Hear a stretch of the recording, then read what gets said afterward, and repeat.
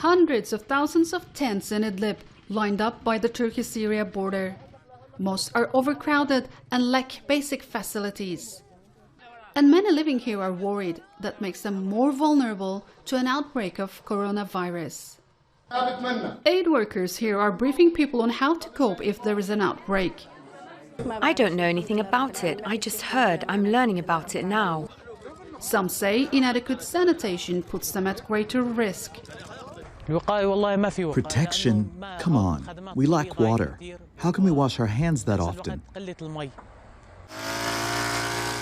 They are getting help in sterilizing tents and houses. But in a country that suffered 9 years of war, much infrastructure is damaged, medical supplies are insufficient and health workers scarce.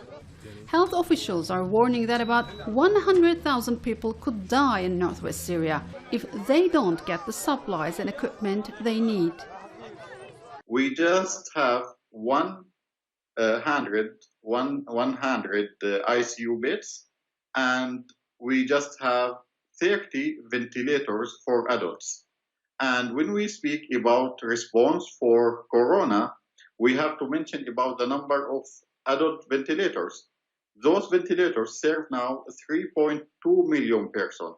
So now I can say that we don't have one empty ventilator ready to receive Corona patient.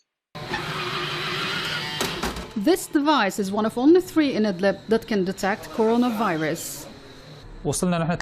We received 3 test kits for COVID-19 yesterday from the World Health Organization.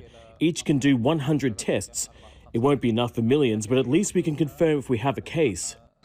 So far, blood samples from just a few people have been studied. The government has confirmed some cases of the virus across the country.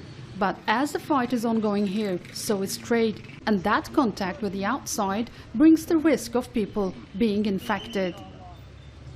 Idlib is dependent on foreign aid and donors for medicine and hygiene products. Some health workers here say they have yet to respond effectively to the situation, leaving many who have suffered 9 years of war vulnerable and scared as they face the threat of a global pandemic. Sinem Kösoğlu, Al Jazeera.